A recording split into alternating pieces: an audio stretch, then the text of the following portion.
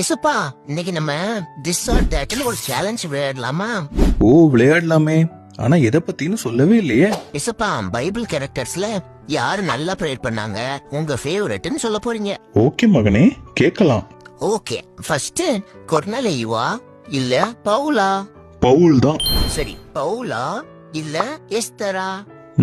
பவுல் தான். அப்போ பவுலா இல்ல மோசேயா? மோசே தான். மோசேயா இல்ல தாவீதா? தாவீது தான்.